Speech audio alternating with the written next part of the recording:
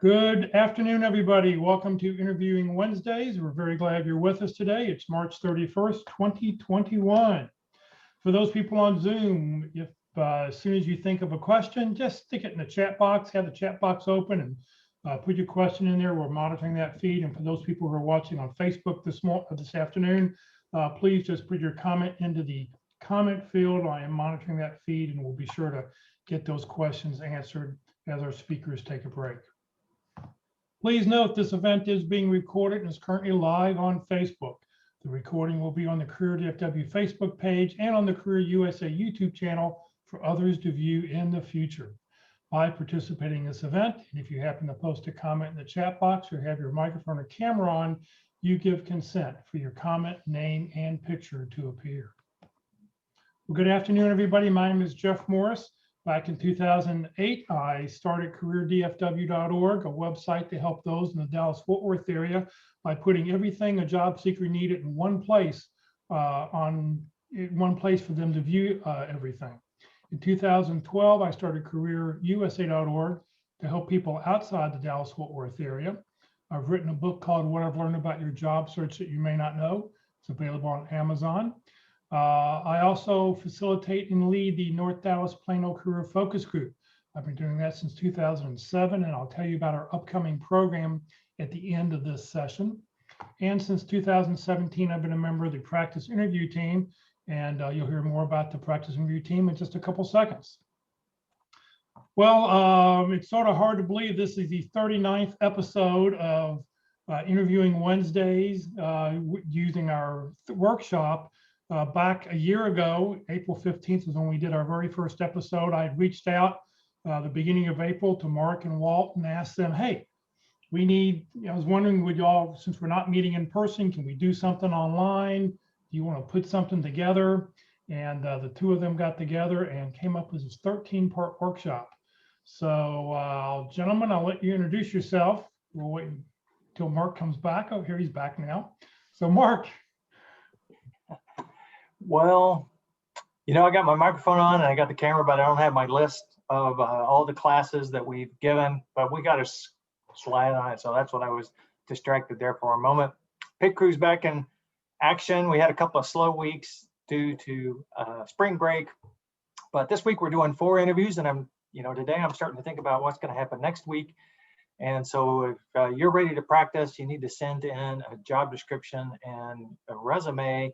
And I'll get my team together, my team of volunteers who have all been hiring managers as part of their professional responsibilities. I'll get them to go to work, studying up, and give you a very personalized and customized practice interview experience. So we give you a chance to answer questions from a panel of interviewers, and that way build your confidence that you can handle any interview situation. And then we want you to start to focus on how to demonstrate your enthusiasm and build rapport with the interviewers or interviewee. And so that's what the Pit Crew is all about. And you get that started by sending your information, that's your resume and your job description, to the dallaspitcrew@gmail.com. And just a second here, I'm going to post up. There you go. In the chat window is that information, the email address, and also my LinkedIn profile. So I encourage you to link in with me as well, and you can just search my name, or you can search Pit Crew in LinkedIn, and I should show up on the first page there someplace. And just send me a brief note that said we met on Interview Wednesdays. That's all I need, and I'll add you to my network, and that'll help you, find contacts in your target companies and hopefully shorten your job search. I also do one other thing besides the Pit Crew, which this is my 8th year of leading the Pit Crew. I coach, and I coach on one topic or one question, and the question is, why did you leave your last position? So interviewers will be curious to know, especially if they're in HR, and sometimes may even ask about the previous positions before your last position. Just want to understand why you were moving around between jobs. And so for many of you, that's simple. It was a better opportunity, or there was a big reduction in force and you were impacted. But if it's more complicated than that, we ought to sit down together and strategize about how to tell your story, and not just the answer to the first question, which is why did you leave your last position, but any follow-up questions that might be generated by your situation. So the idea is to get through this with brevity and confidence and move on to what's really important, is how you can help them in the future, the new company. But sometimes if you don't handle that well, you'll get stuck there. And so that's what we want to avoid, is answering that question well with confidence and brevity, and then moving forward. So that's, if you want to do that, just send me an email at dallaspitcrew@gmail.com, and we'll set a time where we can have a confidential conversation, because every situation is different. And let's see, we've already talked about the webinar. I mean, we're in the webinar today. We've already talked about the schedule. I'll talk a little bit about more of that when we start the session. And practice early, practice often. Well, good afternoon, everyone. So how did I get where I am today? All right, we talk about in your answers, brevity first, let them ask for more details. So I'm going to start with brevity. I actually began this kind of career back in leadership development with a company about 100,000 employees in leadership development, teaching managers how to hire people. Behavioral event interviewing, the STAR story method, that sort of thing came up. So I was working at that, retired after, actually I was downsized back in 2000. I flunked an interview sitting on the other side of the desk. And so I did a lot of work in preparing to improve interviews. And so that has led to this. Had a couple of jobs in between, but I started the workshop back in 2000, did it again in 2002, and I have revived it back in 2016 again. So I believe that God put me through the experience of learning how to interview and doing that so that I would be able to do that now. So if you want to know why I do this, I just tell you God made me do it. What do? I have a workshop. It's free, and I offer you a way to learn how to fundamentally differentiate yourself from other candidates and how to sell yourself and just what that means, how to do it, how to improve yourself, give yourself confidence so that you can have a successful interview. It's very informal. You get a video of your interview. I have a handout that goes over all the differentiation and ways and some of the questions and approaches and ideas and options that you can use. And I have a video that goes along with that and give you some other tips and techniques, kind of shows you what kinds of things you can prepare for an interview in advance. So all you have to do is send me an email to my Yahoo address. You can look me up on LinkedIn, gives you a few more details, and sign up to register, because you need to be registered to attend. So what is it all about? Well, it's very easily simplified as learning without squirming. Great, thank you very, very much. All right, so today is session 13 of 13, avoiding interview crashes. So gentlemen, please take it over. all right, I want to share my screen. You guys should see it, and I've got my chat window open, and I can see a few of you. So hey, we're ready to go. I'd like for any first timers to this meeting, to the PIC crew, this meeting, or to networking, to please identify themselves. When we did this face-to-face, it was, truly a networking group, and so people would say what their target companies were, and everybody'd get to hear, and then we could network afterwards. Now it's a little bit different. So I'd like for the new people to identify themselves, and I encourage the people who have some experience in the job search to reach out to them and welcome them and give them some confidence and some hope that things are going to turn out well, because certainly that's our goal, is to make your job transition as quick as possible so you get back to productive work. Today, we are going to talk about mistakes that are commonly made. And this is where it all began for me, because when I first got involved in the PIC crew, I was a panelist, and then I took over the leadership of the group. And when we met face to face, I would move between the different rooms. We typically did 3 interviews a day on Wednesday afternoons, sometimes 4. And I get to hear some of the interviews and a lot of the feedback. And so there were some common themes. There was a common things. And so after I'd done that for about a year, I put them down in a presentation. So the very first pit crew presentation that I put together was about common mistakes, how to avoid a mistake. And then it occurred to me that that was really kind of a negative approach. And so, the rest of the presentation that Walt and I have put together is, how to do it right.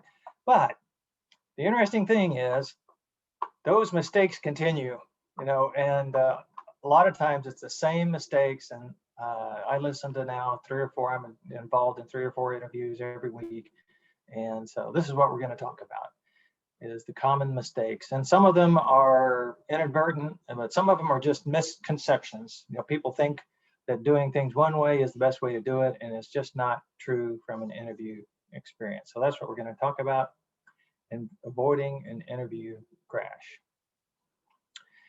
So here's the schedule, all 13 sessions. We are on number 13. And if you want to go back and look on Career USA YouTube channel, you can find all 13 of these that started in January. And so the first 5 are a group. They talk about how to prepare to interview. The second 5, 6 through 10, are all about effective interviewing. And then we're in kind of special topics in the last 3, where we talk about target companies and informational interviewing, and difficult interviewers and difficult questions. That's what we talked about last week. And then this week, common mistakes, avoiding crashes. And like I said, I think this is a great session. And we're gonna, the things we're gonna talk about today, we've already talked about in the previous 12 sessions. We're just gonna highlight ones that people tend to, or traps that people tend to fall into more frequently than others. And so let me just say, I've got kind of 2 main topics. I'm going to talk about a typical interview script. And one of the things I say when I'm introducing the webinar occasionally is that, when Walt and I got together to put this together back in last March, we came up with 13 sessions, about 20 hours of content. And so who knew? I mean, I didn't expect it to be that much. I was thinking maybe 8 or 10 hours worth of content, but it was almost twice that much. So when I'm going to go through a typical interview script, and you're going to see, all the pieces and parts of an interview cycle, which is, kind of eye-opening, all the things you need to think about, be prepared for, have an answer for, want to try to achieve during your interview, are kind of summarized there on one slide. And then I've got a handful of mistakes that I want to focus on. And maybe it's a little strong to say they're mistakes, but they're things that people do that lower their chances, that reduce their chances of being selected. So we'll go through those, and then Walt's got some of his own that he covers, and it's a good presentation today. So let's do a typical script. And so number 1, let's see if I can get this to click through for me. There we go. You've got to prepare for the interview. And so what you're going to see here is a list of, 20 something things. Some of them have an X next to them, and that X means we're going to focus on them today. So you prepare for your interview, whatever that means to you. You show up at the interview, you have a greeting, and you deliver your statement of enthusiasm. So you're well prepared to tell the interviewer why you're interested in the job that you're interviewing for. Then you get a chance to make an opening statement. About 75% of the time, you'll just be asked directly, tell me about yourself. As a matter of fact, if you Google, interview questions for project manager interview on Google, the very first one is going to be, tell me about yourself. And if you try that for other titles, job titles, you're going to see the same thing. Okay, that's a very common thing, is to be given an opportunity to make an opening statement. And so you want to do that well. And so I've got some feedback on how to do that well, and the mistakes that people make when they don't do it well. Then you need to ask your first question. Okay, so we have a whole session on asking questions. Right up here, after you've done your statement of enthusiasm and made your opening statement, you need to be asking your first question. And then after that, and those questions are going to be, designed to figure out what they're buying, what they need help with. Okay, what's most important to them. You're going to get a chance now. They're going to start asking you questions, and you're going to be delivering a star story. Now I've got 3 X's against there. Star stories are so powerful, but there's some misconceptions, and they're powerful if they're done correctly, and there's ways to dilute their impact. And so we'll talk about the ways to avoid diluting the impact of your star stories. But star stories, structured stories in general, are very powerful. And so that's what you do several times through an interview. You'll get to tell several stories. And a star story begins with, the question begins with, tell me about a time, or could you share with me your experience? It's where you get to choose the story you tell. I mean, the question is general enough that there's no specific answer. So you have to be able to present to the interviewer a story that addresses the essence of what they want to hear about. So they might say, tell me about a time where you had a difficult customer or a difficult coworker. So you get to pick all aspects of that story, where you were working, what the situation was, what the customer was unhappy about, and then how you resolved it. That's a star story. Now, you may, there's also negatively oriented star stories, and you can, or questions, and you can expect to be asked those. Tell me about a time where you failed. Tell me about a time where you made a mistake that had a big impact on the business profitability of the company, something like that. Don't you think you're overqualified? That's a negatively oriented question, and so we're going to cover those.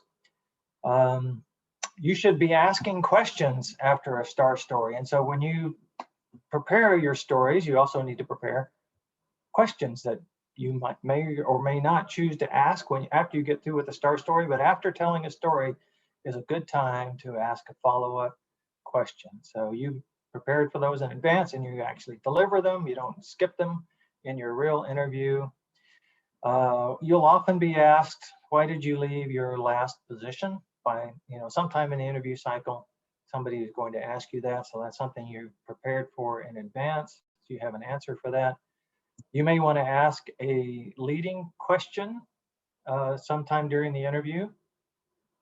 And you do that by offering to tell a story. It's kind of like, would you like to hear about a time where I saved the company $1 million by restructuring the sales forecast process? So this is a leading story because you just told them the result. You didn't tell them any else of the story. You didn't tell them how you did it or when it was, or you're just trying to guide the interviewer to a point where you can talk about something that you're very proud of or were very successful at. Okay, so ask leading questions.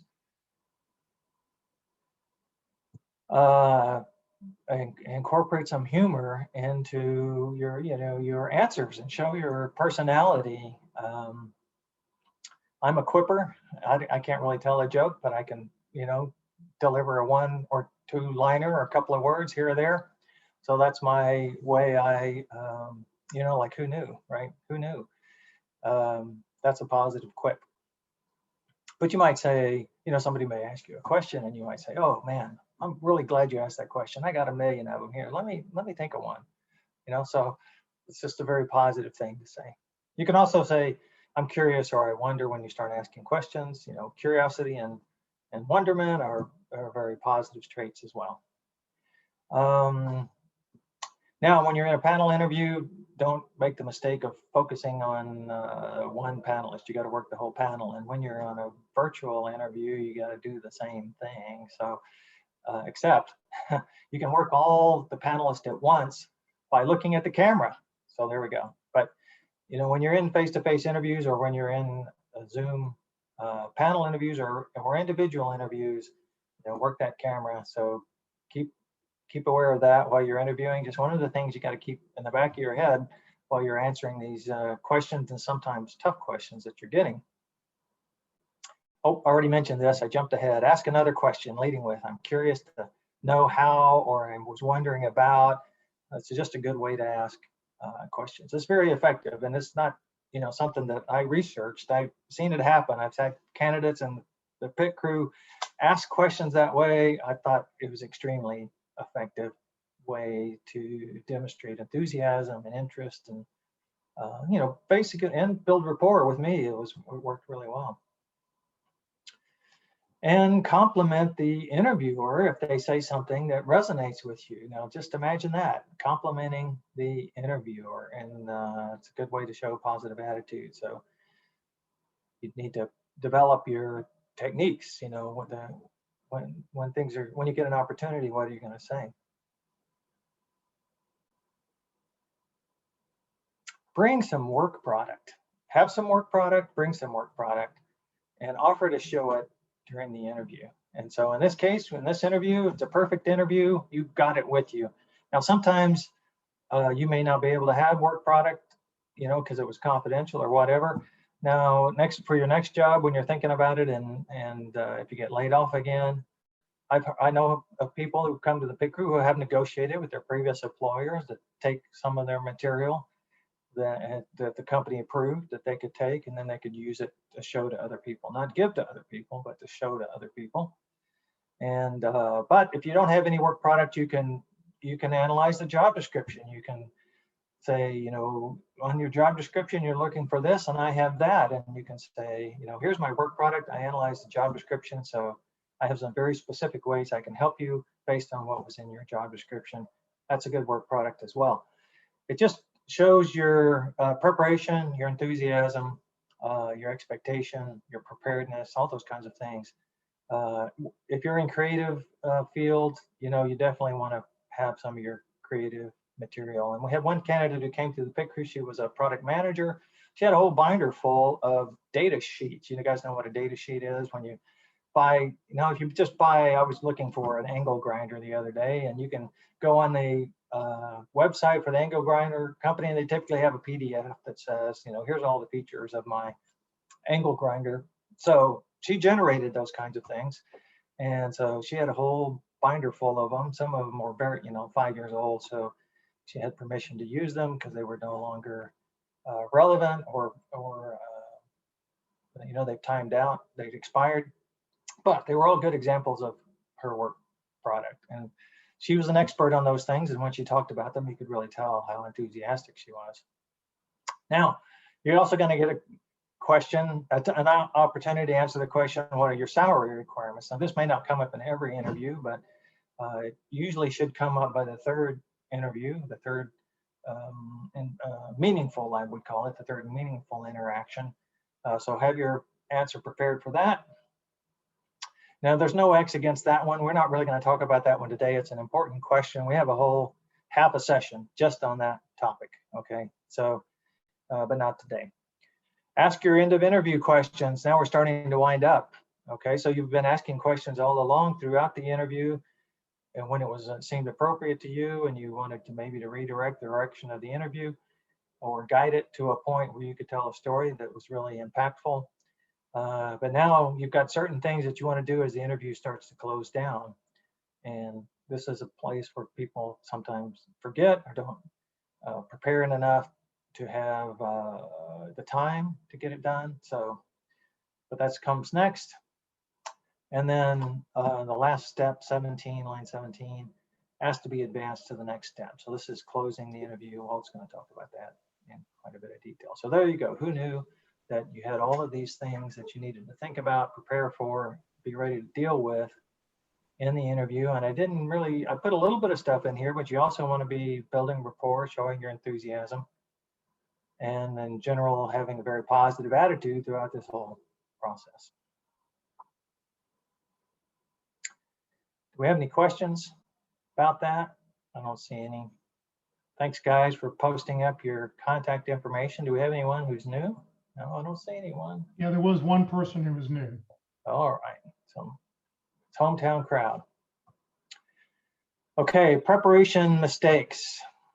So I have a few slides here. I'm going to talk about preparation mistakes, opening statement mistakes, star story mistakes, and panel interview mistakes. And then I have one slide on putting some positive distance between you and the other candidates, and then we'll go over to Walt.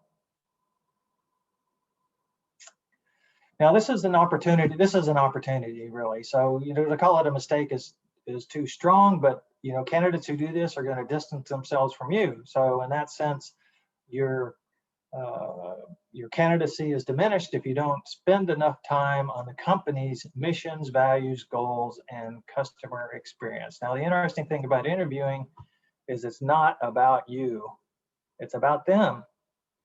And now it's your story, and your story is going to relate how you can help them, but they are much more interested in people who've done the preparation work to understand what their company is about. And sometimes, if you want to take this to, the next level, then you don't just go and look at what's on their website or read their financial statements. You actually try to network into the company and have some informational interviews. And you may know things that before they appear on the website or before they appear in the financial statements. Not that you're going to know proprietary information, but you may hear about, through your informational interviews, new strategic initiatives, new plans to expand their business, and so on and so forth. Those kinds of things that give you information that other candidates don't have, and maybe information that's not in the public domain yet in a big way. So take the opportunity as part of your preparation to go the extra mile. And this cuts to, like, how are you going to do this for every random opportunity that comes up that a recruiter calls you for? Well, you can't really do this. You need to have target companies. You need to be focused on where you want to go to work and why, and then do your research. So when an opening comes up and you get that call, you've already gone some way down the path to having some extra insight into the company you're going to interview with. And, this can work out well to your benefit. I mean, you've probably heard of people, and it happens, reasonably frequently, that the whole interview cycle is a week or 2 weeks long. Somebody will be out of work for 6 months, and then they get this call on Monday, and by Thursday they're interviewing, and Friday they're having a follow-up interview, and next Wednesday they get an offer, and they accept on Friday. In 2 weeks, they've gone from no job to a job. And sometimes it's just good fortune, but luck is where preparation and opportunity meet. So prepare in ways that we're going to take a lot of time and show that you're invested in that company.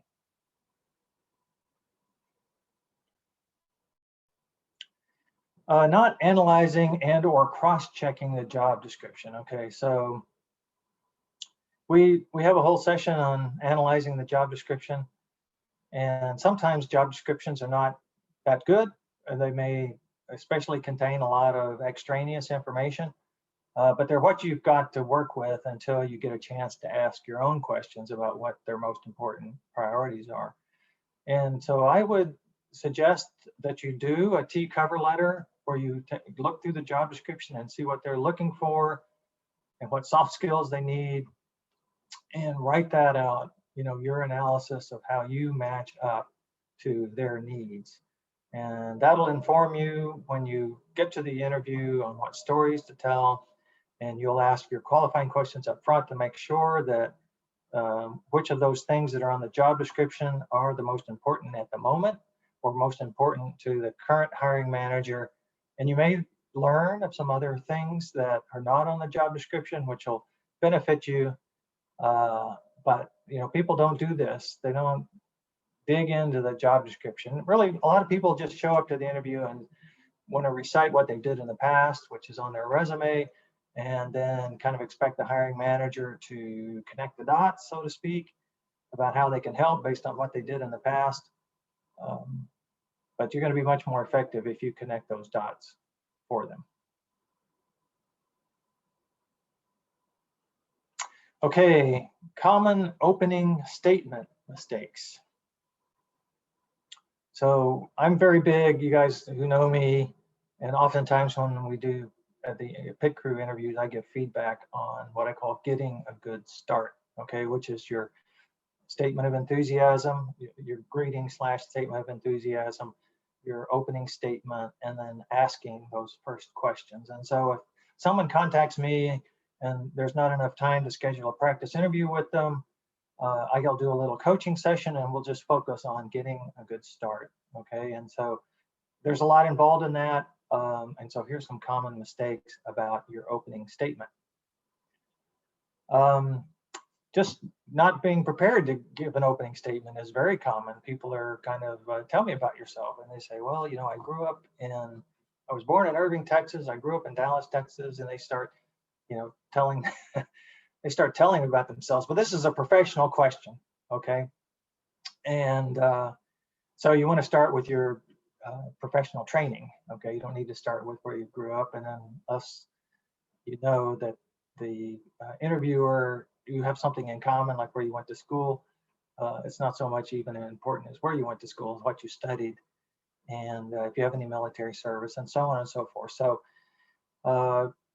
watch that session. We have a whole session on opening and closings, and make sure that you have a focused purpose behind your opening statement. So you're going to mention some stories that will have some meaning, and describe and briefly kind of tell how you've helped your previous employers to achieve things that the new employer is going to be interested in.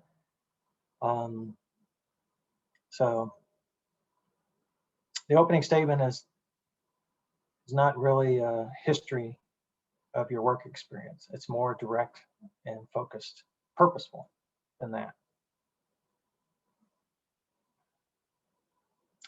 And then briefly, you know, there's three parts to it. There's which are, let me just give you the formula. 15 seconds for your professional training, any languages you speak, and any military service you have, and maybe just one little tidbit about yourself, like perhaps how long you've lived in Dallas, or maybe you like to play tennis, something like that. Just a little personal tidbit. Then you want to mention 3 achievements, not what you did, not how you did it, not when you did it, but just the result, just the achievement, something they're going to be interested in. You saved a company $1 million in their sales forecast process. Okay, now the reason you want to do that is you just want to tease them with a good result, and they'll come back if it resonates with them and ask you, well, you know, how did you save that company $1 million? And then you want to finish up your motivation story. So you've got your statement of enthusiasm, which answers the question, why are you interested in this job? And in your opening statement, you want to fill that in with why you're interested in this company, and then why now? And that why now is how this fits in the arc of your career. So as you know, you may have been building your experience and your impact level, and so this is kind of the next step for you. That's one way. You may have had several different jobs that kind of broadened out your experience, and now you're ready to focus it on one particular area. So that motivation story is very important to differentiating yourself from other candidates who, you know, are just looking for the first suitable job. Okay, you're really looking for something very specific that fits into the arc of your career. Some people, when they ask you to make an opening statement, they'll say, well, let's go over your resume. Do not go over your resume, not right away. Okay, this is, and even if you do decide to go over some of your resume, it's way too much focus on what you did and not how you can help. Okay, so even if they say, let's go over your resume, you're going to give your opening statement, which is only a couple of minutes long, and you might say, you know, we'll do that. Would it be all right if I just shared with you some of my relevant experience, and then we'll, you know, then we can go over the resume. And then you give your opening statement, and then you can come back to it and say, okay, now where would you like to start in my resume? But I've told a couple of people this recently, like the first 3 minutes of your opportunity to talk are like the most important 3 minutes of the interview. So what's happened the last couple of weeks is we had a couple of candidates who were asked to give a presentation to begin their panel interview. And so we had one candidate, and we said, okay, well, we don't need to hear the whole 15-minute presentation, just give us the first 5 minutes. And so they started talking. And so this was the first thing that was going to happen in the interview. And so they got right into this topic, which was a very technical process improvement thing. And at the end, I said, no, you really need to tell them how you're going to help them, right? The first 3 minutes, what needs to come out of your mouth is how you're going to help them and how this presentation is going to highlight the ways you can help them. But don't go right into the presentation. Give that opening statement first. Okay, that's a big mistake, not to capitalize on the power of those first few minutes to tell them how you can help them, and then move on from there to have a discussion about it.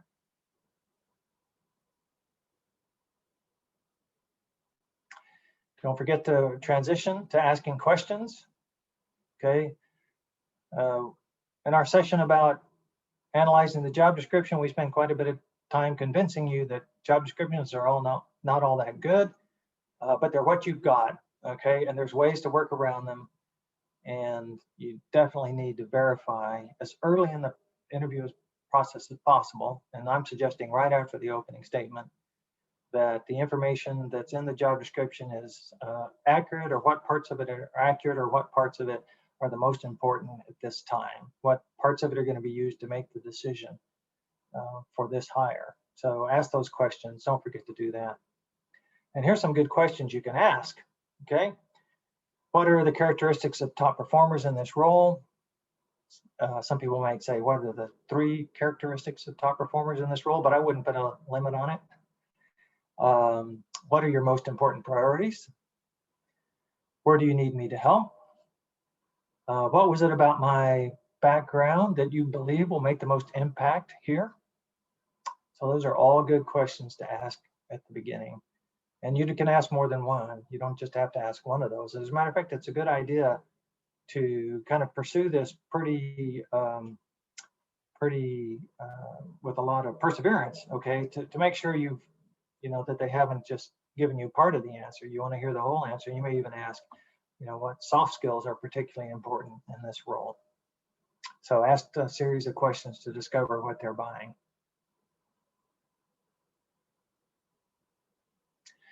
Yeah, and sometimes, I mentioned that the interviewer sometimes will say, let's go over your resume. Sometimes the offering or the option to make an opening statement is not obvious or even intended.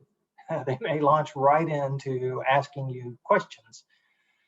And so you're going to be prepared for that with a segue or a transition where you, at the least, need to be able to tell them the 3 ways you can help, and hopefully also address your motivation. But you need to get through as early as possible in the interview. You need to get through this opening statement part, okay, to talk about the ways you can help and your motivation, even if you have to break it up into pieces, okay, in between questions that the interviewer is asking. So there is that 25% of the time that you may not be asked, offered directly to make an opening statement. You're going to have to make your opportunity.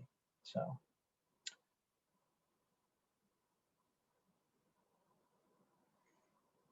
I think I've covered this too much on I do versus I help, and that's a big, the last thing, he's give him credit for that. We need to talk about how we can help.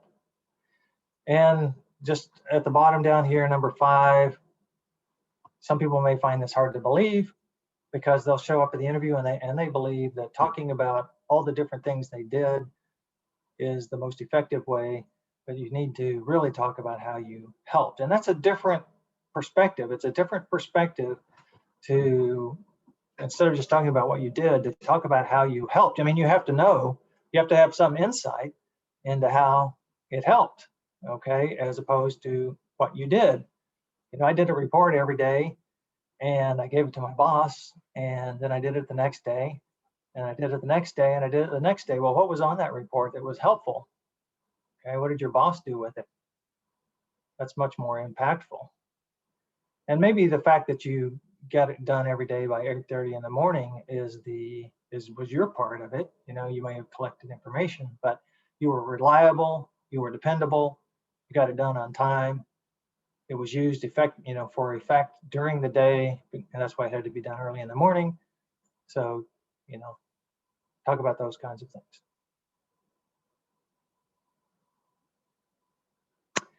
Okay, boy, star stories.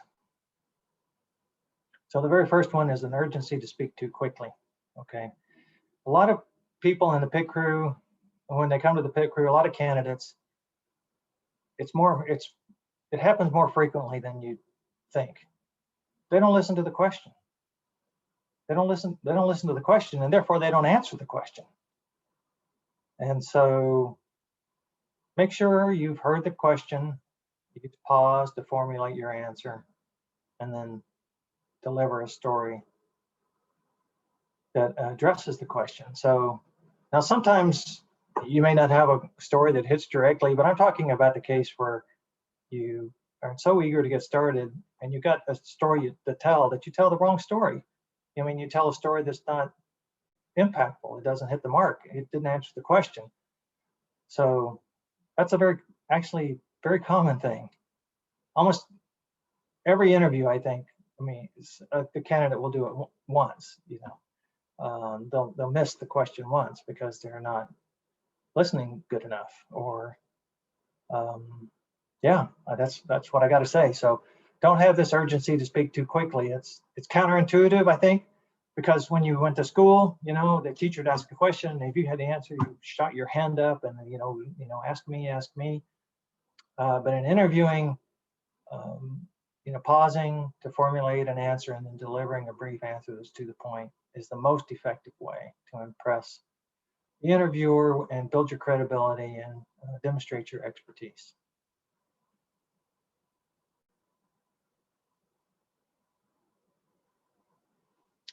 Making the star story too long or too short, so they need to be less than 90 seconds, and the briefer the better. If you can answer and tell a story in 60 seconds or 45 seconds, then go ahead and do it. The important thing is that you have all the parts of the story, mostly. You have the situation, the task, the action, and the result. And if you can tell it in a structured way in a short amount of time, then that's good. They can be too short, which, you leave out some of the parts and you just answer the question too briefly. You haven't given the interviewer enough information or had used the story to build some rapport. So that's a pitfall as well, but most people go too long. Okay. Often it's the situation and the action sections that are too long. So the goal here is to get to the result by 90 seconds. Okay. And then you can always say, did I answer your question? Would you like to hear more information? Or whatever you said may spontaneously generate another question, and then you get to add some more detail. Okay. Situation is probably the least important. It just be a sentence or two about what company you were working for and what your title was. The action is somewhat important, but you don't have to tell the whole action story. You can tell it in parts. The result obviously is very important. Okay, so you want to get to that result within 90 seconds. And if you tend to, I don't know if I have this down here, but if you tend to want to over elaborate, and a lot of people do, you should lead with the result. Okay, you should say, here's what I did. Here's how it helped. I saved the company $1 million. And that was when I was working at General Dynamics. I was the head of project management and so on. And then you start with the situation, action, and then you can tell the result again.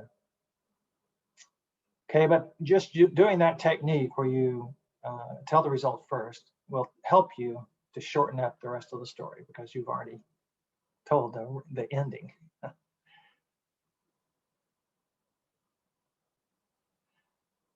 Yeah, this happened. I just gave you the counter to this. It's pretty amazing. Some people will forget to tell the result. They just won't. They just forget. They've been talking for 2 or 3 minutes. Maybe they get a sense that they've gone too long, and they just stop, and they never told the result. Focus on that result. Oh, using we instead of I or my in their stories. Okay, so guess what? Nobody's hiring we. Nobody's hiring your group. Nobody's hiring the department you worked in. They're hiring you. So you have to use those words. You have to use I did this or my part was, and talk about what you did. Okay, and then how that helped. Now, the situation might be a group situation. The task might be a group task. And the result might be the success, might be something that the group achieved as a group. But your part is what you did, what your part of that success. So it's okay to use we, okay, except for in the action part of it, it's got to be my part was, or I did, or my responsibility. So here's how I contributed. I and my have to be included in there.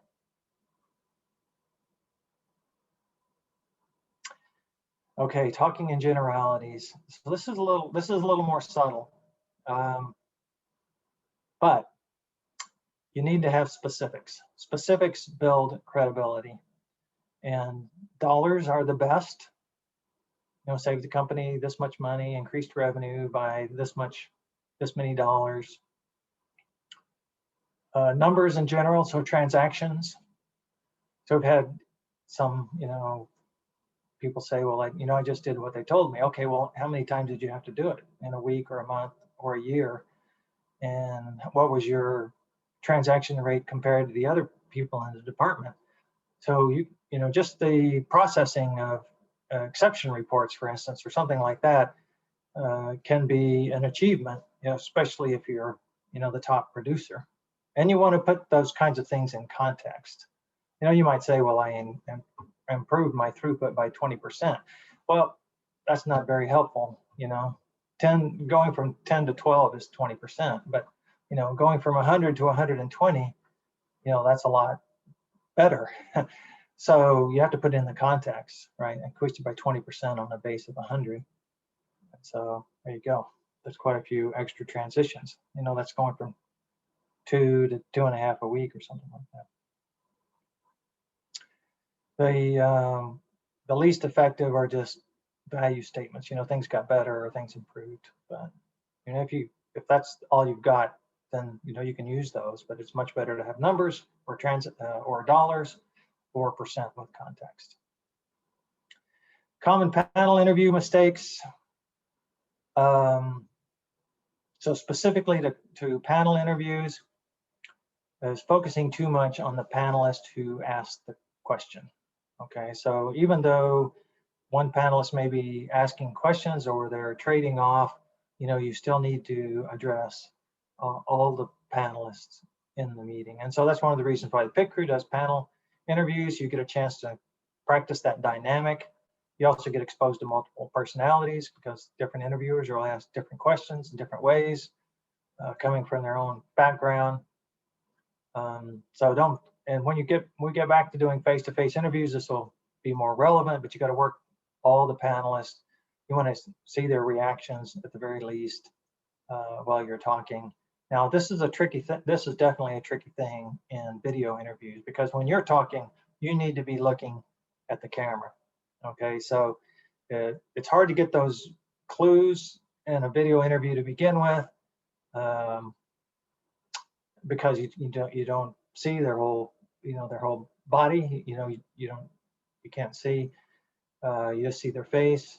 But steal a glance here and there. Try to set up your camera and their pictures so that it's not a dramatic eye movement to take a glance at how they're reacting to your answer, and keep an eye on all of them for clues about their state of mind.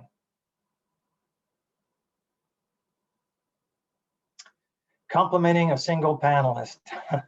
So this is kind of a throwaway phrase. People will say, "Oh, that's a great question," but what they don't realize is that unless everybody in the panel gets a great question comment,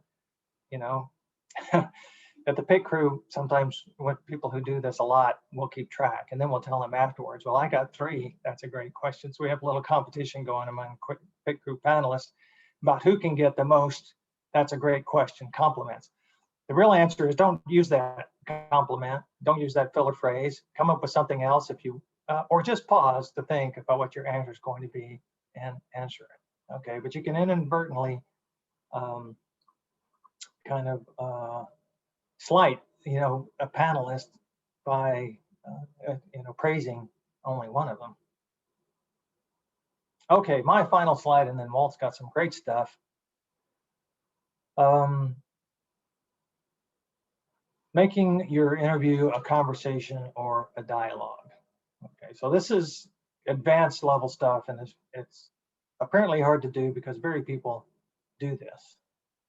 Now, it could have something to do with the pit crew. Almost all my feedback, it's been a while since I hired somebody.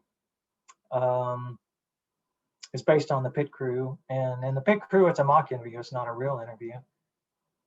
But my suspicion is that most people, go through the interview, they talk about what they did, they get to the end, and the interviewer says, "Do you have any questions for us?" And they start asking a bunch of questions. Now, they may not have any time to ask those questions. The interviewer may have given them 3 minutes, so it's really kind of a perfunctory thing, you may get to ask one question.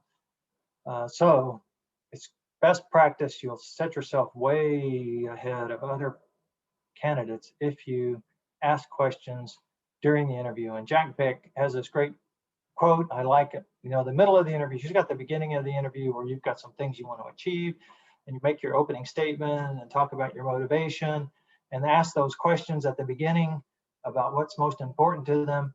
And then they start asking questions, right? And that's the middle of the interview. And so that's going to be an interrogation. You know, they ask a question, you provide an answer. They ask another question, you provide another answer until you change it into a conversation. And so the middle of the interview is that it's created by you. You have to ask the questions to get it started. And you can have pre-prepared questions. You can have, there can be pop-up questions. So they ask you something and that triggers a question in your mind, go ahead and ask it. So, you know, tell me about a time where you had a, you know, unhappy customer. Okay, so you tell your story, and then you may ask, you know, so when you have unhappy customers here, what are they usually unhappy about? Nice open-ended question. So that's a pop-up question. And you can prepare for those in advance. You may not get to use them, but you kind of have this idea that if the interview goes in this direction, I want to take this opportunity to ask a question during the interview. And then what about questions are just like that? You know, it's kind of like, you know, what about using Agile to improve sales forecasting? Now that's a leading question, and it's designed to bring up a topic that you'd like to talk about. So you need to be prepared for the boomerang, because the interviewer might say, oh, that's a really good question. Why don't you tell me what you would do? They may never answer your question. Okay, but you know, there's two parts to it. You'd like to know if they've ever thought about it. Maybe you've gained some insight through an informational interview that says this might be something they'd be interested in. And of course, you have some experience in that area and a positive story to tell. So when it does boomerang, you get a chance to tell that story. So those are good questions, and they can influence the direction of the interview, which is a very powerful thing for, you know, you to be able, without taking control or offending the interviewer, to kind of subtly lead to a place that's more favorable for your experience. And you can personalize any of these questions by, you know, saying, from your perspective, or in your opinion, or, you know, what's your advice? What advice would you give to someone in a situation like this? Those are all good ways to build rapport as well. And we have a whole session on building rapport. Okay, well. There were 3 questions listed in chat that I think we could stop and take a moment to respond to. One of them was, one person said, I was in a person-to-person interview and the interviewer took off their mask. What about me? What should I do? And so I would suggest this. You make a personal decision whether you think it's okay to take the mask off or not. If you want to leave it on, I would suggest you say, I noticed that you removed your mask. Would it be all right with you if I kept my mask on? And kind of get permission to do that, so that they would then not be blaming you or something. But you got to make sure when you're speaking through a mask that you're understood. It's a little bit harder sometimes in a conversation to understand what other people are saying. But that's my suggestion. You have anybody else? Mark, you want to add anything to that? No, I think that's a great suggestion. I wouldn't automatically take mine off. I might need to be inclined to remove it. It just depends. But one person asked, would it be okay to include what I learned as part of the result at the end of the STAR story? And I said, sure. I think that is a subset of the result. Maybe there was a significant learning there, particularly if it was just learning through the process and not learning through errors and mistakes and failures. So that would be good to include with that, certainly. Another person asked about why would I talk about something in a different industry when they want to understand the answer? Well, the solution to that is you don't talk about something in a different industry. If there's something in a different industry but the actions and the information and what you do and the results also are relevant to the particular job. We just leave out the industry. But the key in an interview is you got to be like them. You got to talk like them. If you're moving to another industry, you need to learn the lingo of that industry and talk like you're very familiar with it, know it, and understand it. It's a little bit harder work, but you got to talk their language. And the more you talk away from them, or the more you use examples that are not industry, then the worse it's going to be for you to have a chance to be successful into that company. And let's see, was there something else?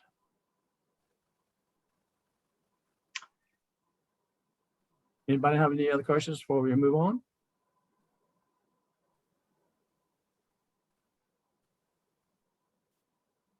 Okay.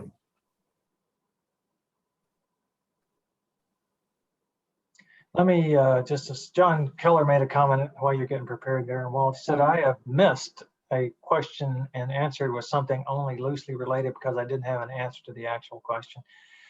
Yeah, so this is, and John, was it an open-ended, was it a star story, or is just a question?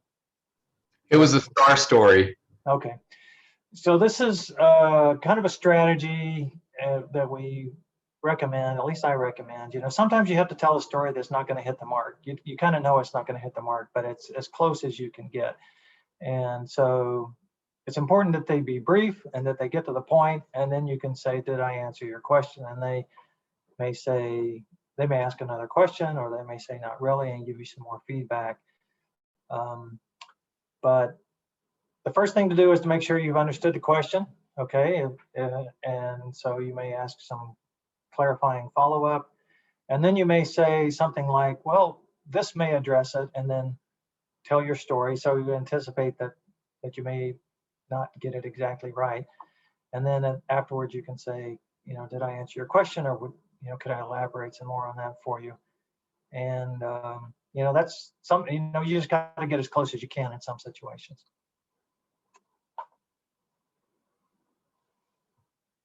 Okay, let's talk about a couple of other things that I think are important. There's so many things here I could say. What mistakes? Lack of enthusiasm, lack of culture fit, lack of experience, lack of ability to show how you could help them. All those things are kind of the crash generalities. But with some of the specifics, negative questions generally throw a little fear and anxiety in us about answering negative questions. See, the objective is not to be negative. We don't ever want to be negative about anything, and lo and behold, they're asking us to be negative. And so what happens when we get that negative question? So one of the mistakes we make is, I can't think of anything. I can't remember something that fits that. Well, they're going to blow that away because there's got to be some negative experiences in your background. Sometimes we can be kind of too brief and very terse about it. And other times we just keep talking about the negative. We just go into it in great detail. And I tell people, just imagine yourself digging a grave. And the longer you talk about the negative, the deeper the grave is going to get. So we don't want to do that. And then another one is selecting something that had a really negative impact on the business. I think the major example was when the guy said, well, I was in the data center one day and I was talking with a guy and I leaned up against the wall and I put my hand up against the wall and I hit the emergency shut off button and I shut down the data center. Okay. Well, by the way, the end of that story is what I learned was not to show up in the data center for the next 3 days. But nonetheless, that has significant impact. There's some processing, there's penalties for uptime. I mean, it's huge. So I would not choose that one as the mistake. I would choose something that doesn't really have a significant impact. Some of the negative questions are failures, mistakes, weaknesses.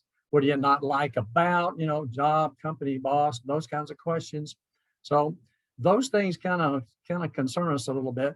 And if we just come out and say, well, my last manager was a jerk, they didn't know anything, could never find any time, you just complain about that manager, they're going to assume you're going to complain about them too. So we know we don't want to do that kind of thing. So you've got to finish with a positive when you have a negative question. It's imperative to move from the negative into the positive. So you got to comment on your learning, or if it's a weakness, how you manage it or develop it.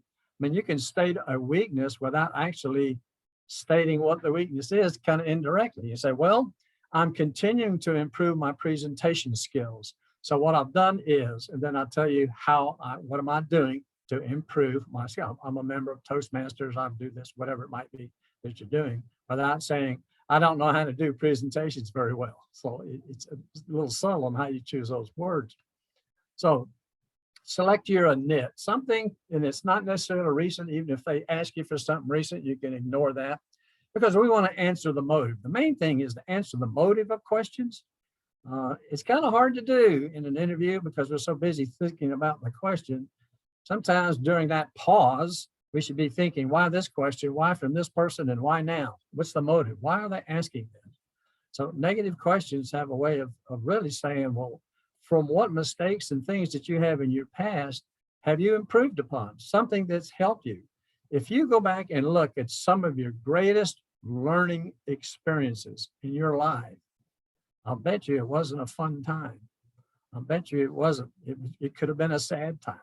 It could have been something that was very difficult for you to go through. It could have been a hard time or something. The greatest learning sometimes has the poorest path to have that significant learning. But you can also learn things from things that are not that way. I learned something in a book. I read in a book. You may remember the 1 Minute Manager came out years ago, and in there it said, find somebody doing something right. Catch somebody doing something right. And it changed my whole leadership style by that. Now, implied was I wasn't doing that. And so now I started doing that. But I didn't say I wasn't catching somebody doing something right. So I just talk about now how I tell people how they're making a difference, how their contribution is, recognizing them not only individually, but publicly, et cetera, et cetera. So select a niche, which is a little business impact. Describe the negative in the fewest possible words. We want to tell the truth, but not the whole truth. You don't have to use a lot of words. Figure out what it is. You don't have to tell how you got there or what this background was, and what the situation was, and why it was easy to make that mistake or something like that. So an example was, I had a situation where a CIO accused me of bait and switch. Okay. I've already told you a little bit about the situation in that sentence. And I've also told you what the task was. It's implied. I don't have to say, I needed to correct that. I needed to fix that. I needed to address that. So it can be very, very simple. It takes a little time to work on that, but have some negatives prepared and then end positively. So what I learned was, this is the biggie, what I learned was, and then if it's a weakness, how you manage that or how you develop it. Now, today, if I were to manage a group in IT, and I've been in IT, I tell everybody over 30 years, but it's really over 40 years. And I think I'm going to start telling it's over 20 years next time. But when I talk about being a manager or developing something, I can go back and say, well, when I first became a manager, I thought and then I'll talk about what the mistake was. I didn't say I did it last week, or I just ignored that. Talk what I live, and then here's what I do ever since. Then you speak with positivity. All right. So maybe you don't have all the knowledge that they want you to have in a particular area. So the question comes out and says, well, I see you don't have a whole lot of experience in whatever this is. And we address that in another session too, by the way. But you say, my expertise is growing as I learn more and more about the topic. All right. So if I'm looking at the job requirements and I see something that I'm weak in, I start preparing how I'm going to answer that question about the area where I'm weak. So I will go out and I'll start getting some knowledge about it. All right. It may be a CRM system that's different. When you say, well, I use this CRM system and I understand something, all I have to learn is the navigation of this particular CRM system. And I've done that before, or whatever it might be in that situation. So I can learn quickly about it. So you want to show that you have some knowledge. It's just not totally foreign to you and it's unknown, right? I mean, I've coded before in my past, and I can pick up another coding language, all right? It's not hard to pick up the syntax and all that sort of thing of how you put commands in. You still do it today. You got to get the information in, you're going to do something with it, and you got to get it out. I mean, it's basically that. So what's the syntax and the commands to do that? So it's not a big deal to learn another language. And when they come out with this biggest negative, what's your greatest failure?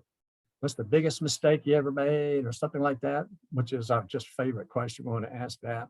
Remember, a small impact item can have a big learning. This is something that we can prepare and have in advance. So when they ask us that big failure or something like that question, but if we pick something that had a significant impact on the business itself, that'll scare them quite a bit. As an interviewer, it would scare me. How about the overqualified question? Now, if you attended last week's, I paid attention to the overqualified question. We called it difficult questions. But I'll bet you a lot of people don't treat the overqualified question as a difficult question. And that's why the problem is that they answer it in a less than positive way. So let's review that quickly. First, we want to target right and look at our position. Is this the position we really want? Is this the company where we really want to work? Now, maybe you've done a lot of things in your background, but this is the focus you want. And so if that's it, then you've got the right target, and then you're in business. So they'll ask questions like, don't you believe you're overqualified for this position, or why you want this lower level, or something like that. The thing is it doesn't matter whether you're overqualified or not. They think we are. That's why they ask the question. There's a concern and there's a motive here. So let me ask you this. What are the possible motives behind this question? So I've got a poll here. Jeff will probably throw it up for us to say, here's what I think the most common reason or the biggest reason why people would say, I'm concerned about you being overqualified. So I'd like to get your feedback on what you think those motives might be.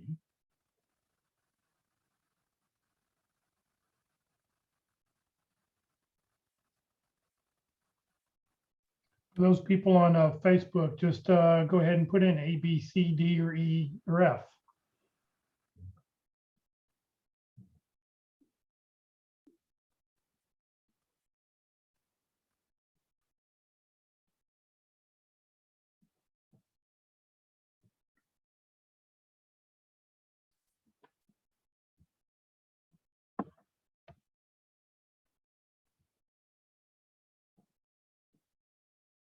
We want Democrats and Republicans and independents to vote here.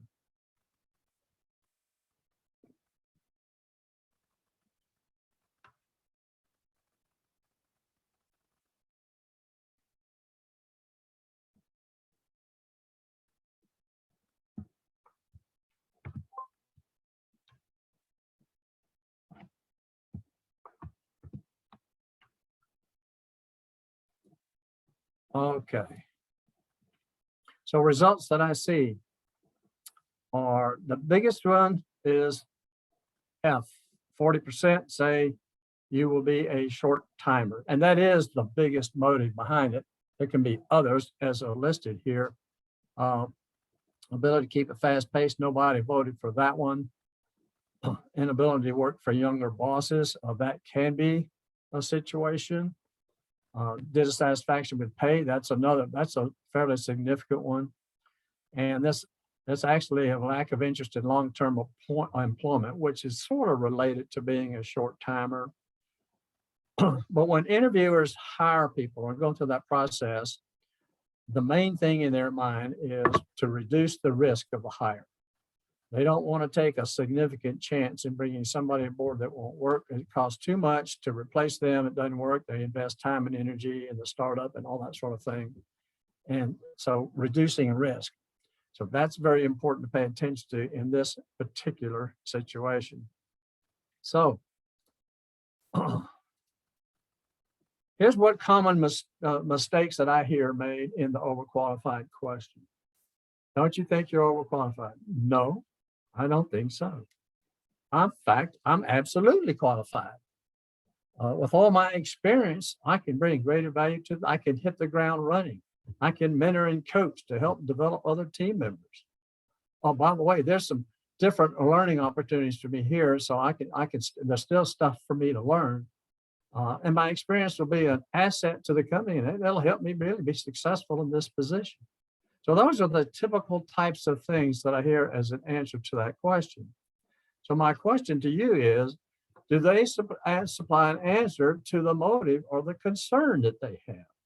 does it say, yeah, I'll be here, I'm not a short timer? Does it address any of that? I said, no. All we've done is argue with them and confirm that we're overqualified, which is a very, very common mistake.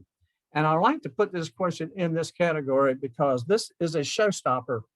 This is a significant question that will, if everything else is right and you don't satisfy this motive or concern about them, you will not move forward. So how do you do it well? First, let's agree with the interviewer.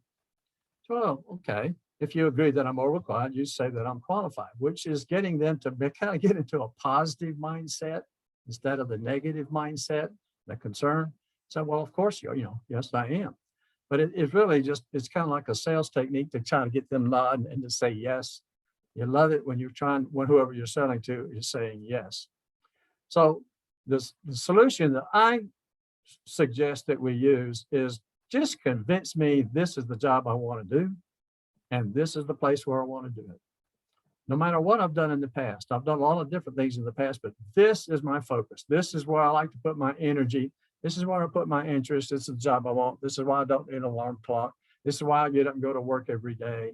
And it's all in your tone of voice, your expressions. It's got to be real and genuine and effective in the way you deliver that. And then I'm going to tell you some reasons why this job energizes me. All right. And some of that you include in there is not just what you do, but how you can help. As an interviewer, are you more impressed with a person who says, I love doing what I do?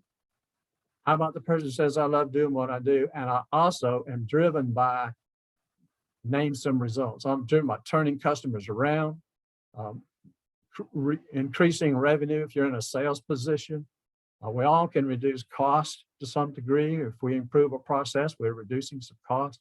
I like doing those kinds of things because from a hiring perspective, those people who are driven by the results they can achieve are going to sell me much, much stronger than a person who just sells me what they like to do. That's the old I help side. Okay. But why this company? What is it about this company that interests you? Now, Mark was talking earlier about researching, doing something with companies.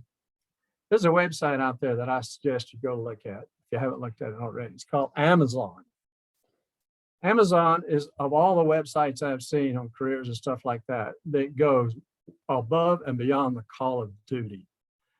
Amazon tells you how to get hired. They give you all the secrets. They tell you what's important.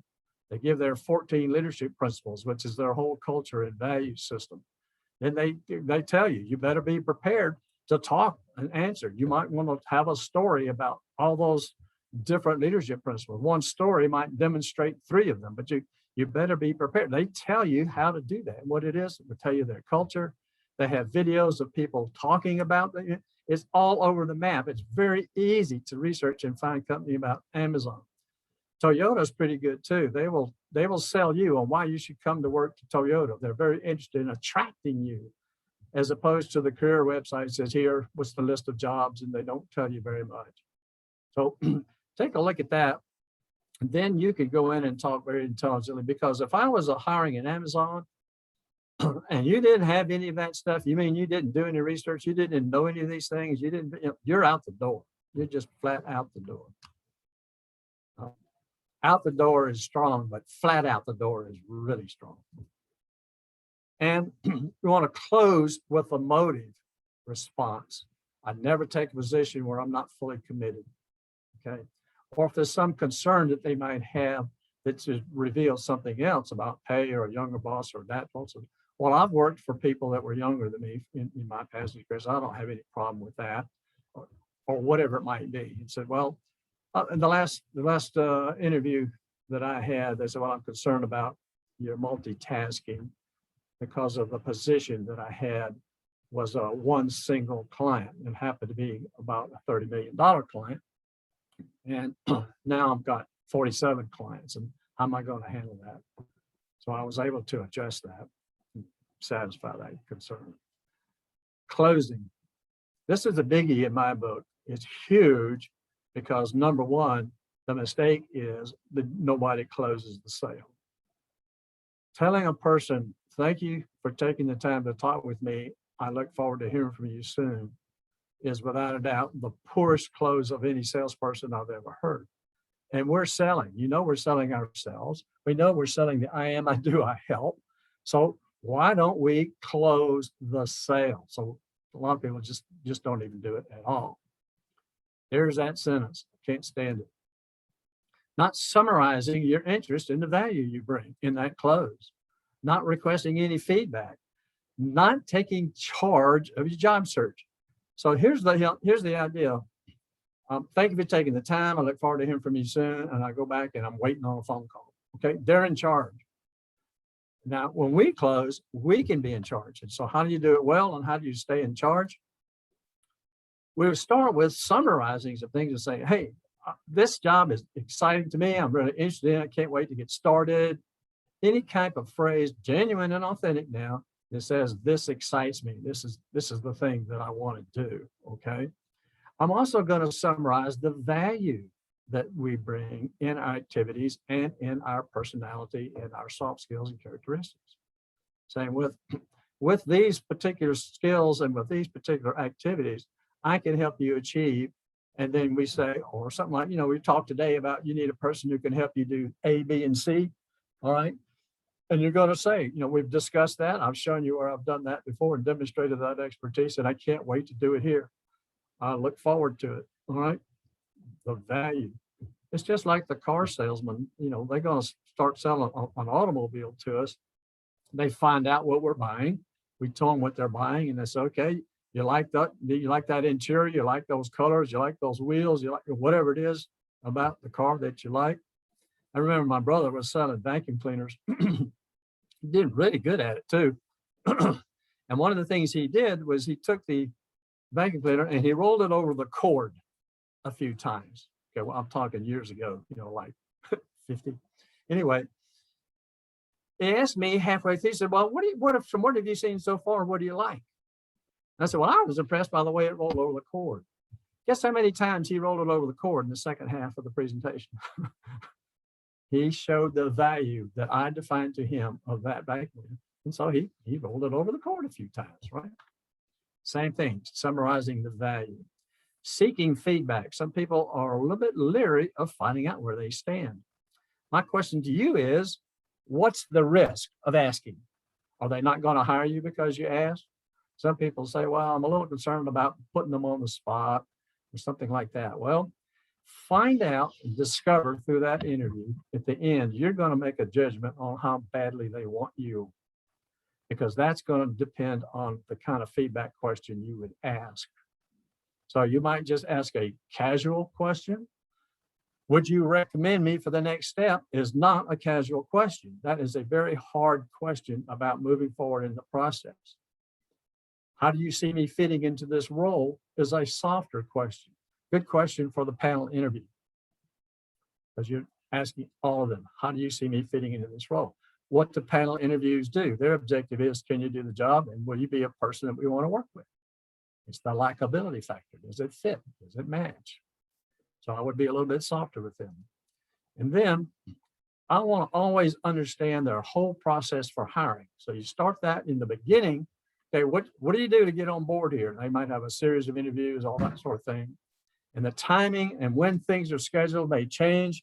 The people that you're going to be interviewing with, you may not know until the interview is actually scheduled. They might not even be able to tell you that, but you ask all those questions. You want to know everything you can know in their hiring process. Does not hurt to ask. Would you like to know who the interviewer is going to be so you can look them up, try to find something in common that you can connect with them in the beginning, those kinds of things. So always try to, at the end of each session, what's next, right? And so we'll go actually to the next steps.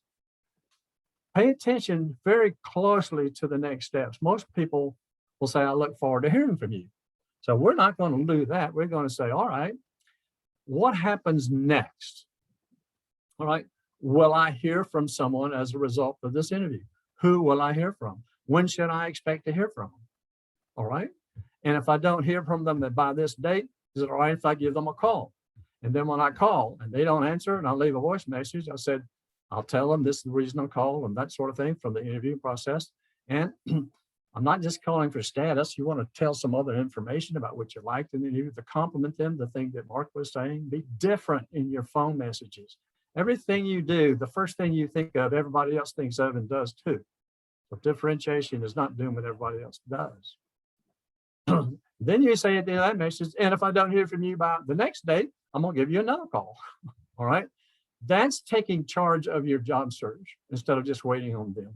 So understand and go through the whole process as well as the next steps, and then leave with that interest and enthusiasm when you depart. And as I said, I was talking this morning about video interviewing. Remember, you're still on camera until you disconnect. So some people give the sigh of relief and, oh, I'm glad it's over, thank God, and all that sort of stuff. Well, they're still connected through the interview. So you be sure you're disconnected before you stand up and cheer and say, I lived and survived. There's some other things on video interview we didn't include here, and that is looking into the camera. You've got to learn. I don't know how else to tell you. If you don't learn how to look into the camera and treat it as a person, you're going to be behind the curve. A lot of people just look around, they're thinking, they're looking, and they're talking. Or here I'm going to look at Jeff, and I'm talking to him, and so his picture happens to be up there. That's not going to get us there. It's hard enough to build rapport and connection as it is. So the only way we can really do it here is while we're talking, we look into the camera. And I like the idea that Mark says, put the people, if you can put them up towards the top, so you don't have to move your eye very much. You're looking at somebody and talking to that certain person. And I think Jeff and I were talking before the meeting. He said to get an actual person to, be behind your PC and talk to them. You don't again have to move your eye very much. Yeah. And Jeff has his smiley faces. You can put smiley faces around your camera so to remind yourself to smile. One of the greatest connections in the world is smiling and doing that.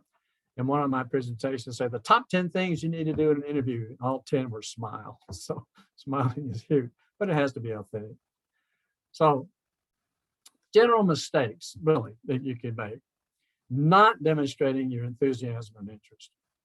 If your mindset is not one of positivity, is not one of excitement and some interest into this role, into this company, it's going to show during your interview. So do your research, find out. I strongly suggest that you research the culture of the company, including all the other things, because if you find out the culture is not a match for you, do not waste your time going to do an interview and going through the process to work for a company where you're not going to be happy with that environment. So build that genuine excitement before the interview. Get interested in it. Be authentic, be real. I like to listen to some upbeat music sometimes, so just to get myself going and pump me up, just to feel a little bit better and move my motivation from, oh Lord, another day, another presentation. I mean, how many times have I done this thing? I'll be glad when this is over. No, you don't want to be in that kind of mood when you're doing these things, right? Or it'll show. Believe me, it will show. Just answering questions. So Mark has pushed hard about asking questions. Out of the 16 things he had listed, I think 5 of them were asking questions all throughout the interview, getting into that conversation. It really does reduce stress and anxiety. It's kind of a balance going back and forth. You get into a discussion, you build rapport, etc. You can do it online as well. So prepare your questions list. They prepare a questions list to ask us so that they can determine whether to hire us. We need to prepare a questions list to ask them to determine whether we want to work there or not, okay? So understanding the job, asking questions right up front, that trigger question after the opening statement that you make, not necessarily the opening statement. The statement of enthusiasm is opening, but the next one is tell me about yourself. So that's the opening statement. I would end that with, now that I've said something about myself, let me ask you this. And then you ask, tell me, what can I do for you in the next 6 to 9 months that'll make you happy? What would be the 3 or 4 things that I need to accomplish for you to say you were really glad you hired me? But something where you can get some specifics. It's the old sales techniques. Find out what they're buying so that we can determine what we can then respond to in their priorities and in their frame of reference. Speaking too quickly, Mark mentioned that briefly. there is an innate desire or innate something in us that says we have to answer quickly or that's bad. That's not true. In fact, the opposite is true. Pause and thinking before answering with a clear, concise response is much better for the interviewer. You be the interviewer. Which one would you rather hear? The one who just jumps in there and starts talking and then kind of figures out what the answer is? We're not fooling anybody. They know we don't know the answer. They know we're trying to figure it out. Silence works against us, so we just ought to start yakking. One time the question was asked of a candidate in an interview, one of our interviews, what do you know about Microsoft Azure? He started answering the question before he heard the word Azure, and he answered, what do you like about Microsoft? He started answering before it was even finished, okay? He jumped in there so quickly. Here's a little technique to help you with that, and it helps you with the pause.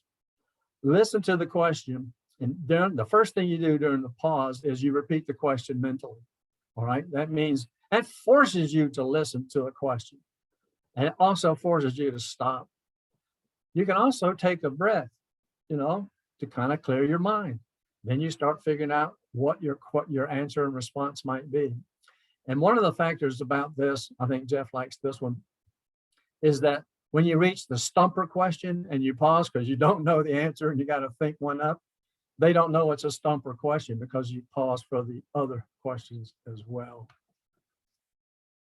It's a compliment to the interviewer to be reflective of their question and speaking from your perspective only. So I'll put a little example here. So why do you want to work here? Well, I think I'll really enjoy the environment here. You have great training. I really like the new things, and I'm a hard worker, especially if there's a good work-life balance. I believe you excel that. And also, you're 10 minutes from my house. Oh, let me make you a job offer because you like that. Well, that's not necessarily a bad answer. Maybe you could include or add to that or replace it with, what do y'all like? Why I want to work here? Because I can help you achieve these things.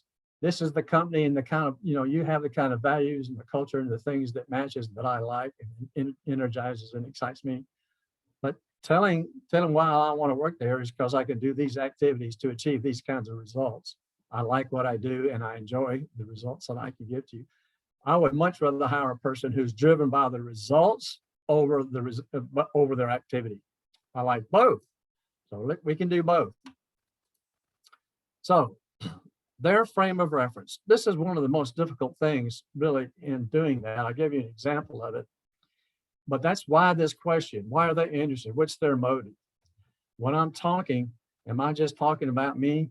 What questions do you have? Well, what is your benefits package? All right, what does that message send to the interviewer, right? Most important thing to me is benefits. You ask it first, it was right out the door. Guess what? It's true. We need the benefits. They're a big deal for us, right?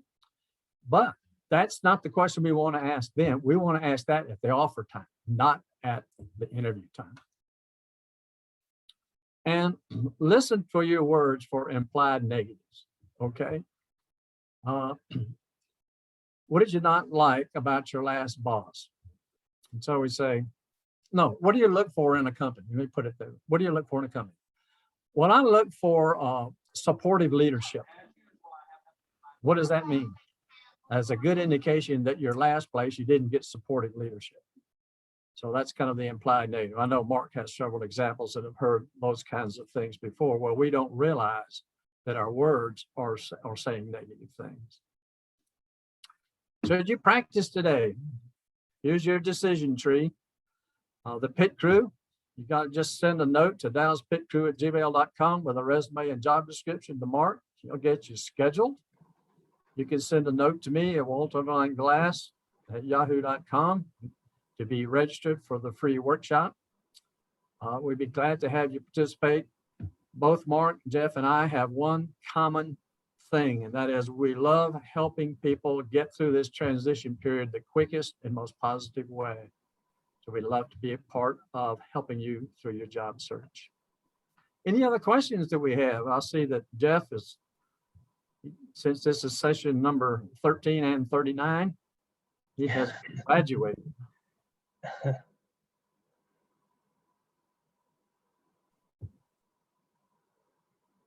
Questions? Any other questions?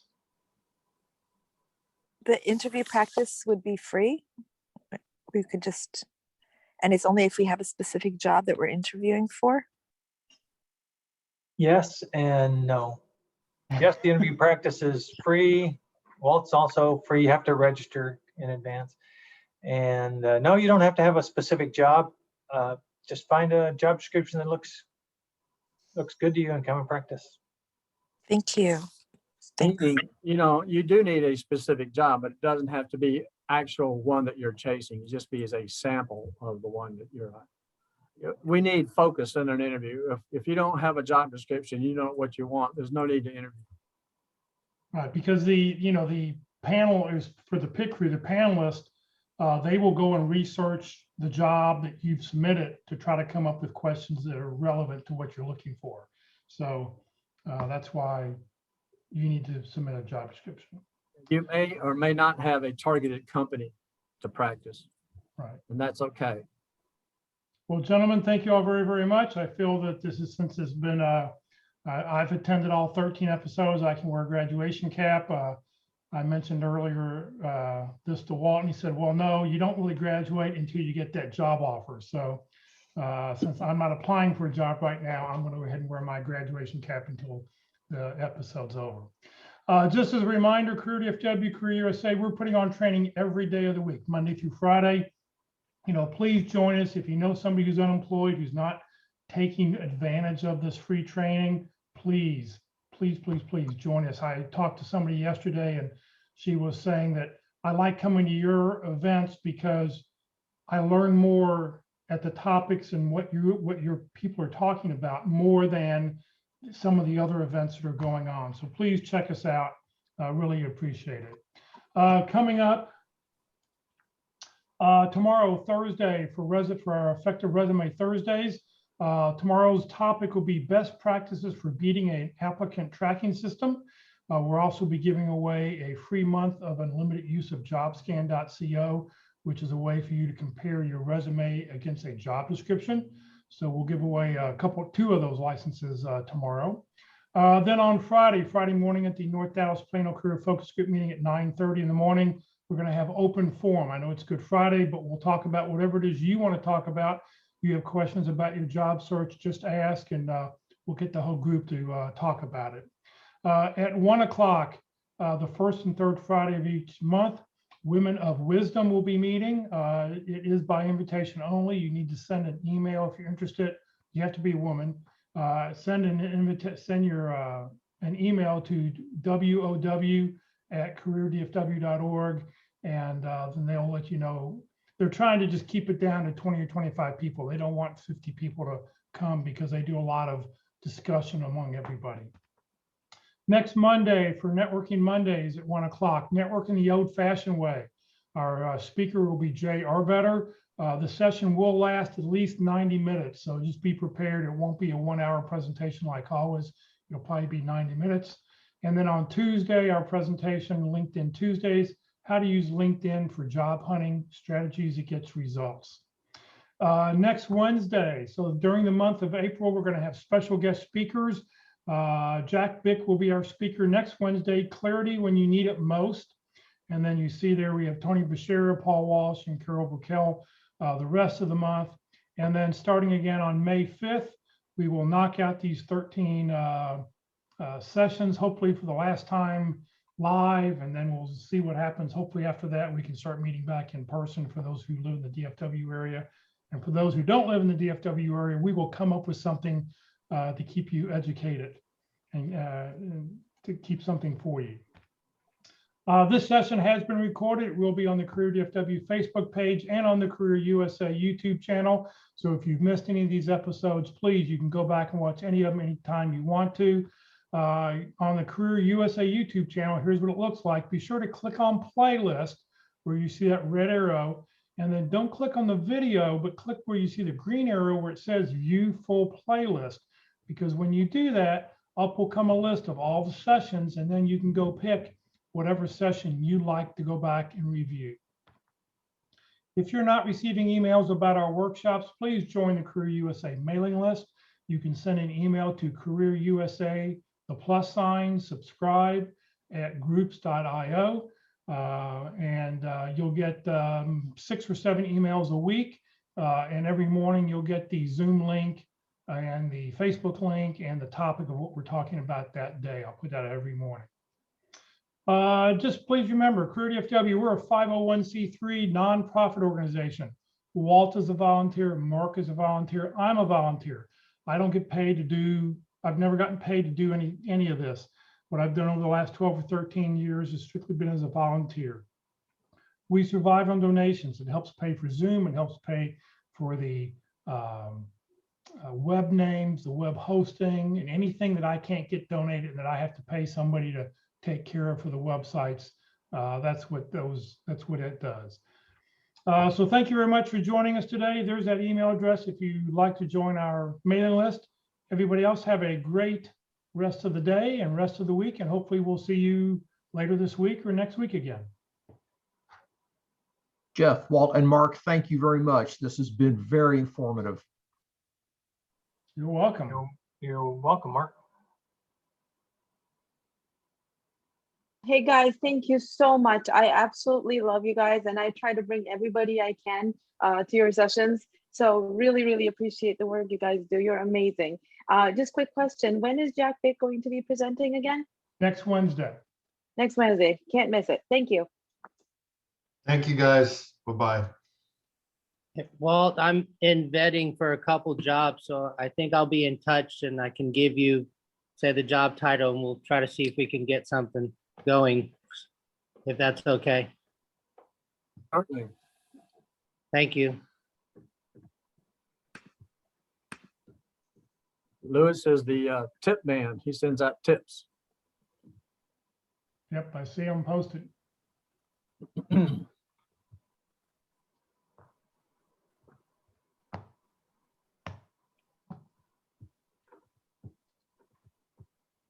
Okay, let me take my cap off now. All right, so I had a question about the Easy Hire. I was thinking about this. So I have the 4 questions in there. You know, tell me about yourself. What's on now? Pair of goggles. Here, I tell you what. Let's see here. Yeah, I'll be safe. Here we go. I'll be safe for the There you discussion. go. Don't want to get any of that internet COVID. All right. There we go. Zoom meeting spread COVID. Just started a rumor. Hope you're still recording. Now it's going to go viral. Oh yeah. Wait. Thank you. I got to stop recording. Hold on.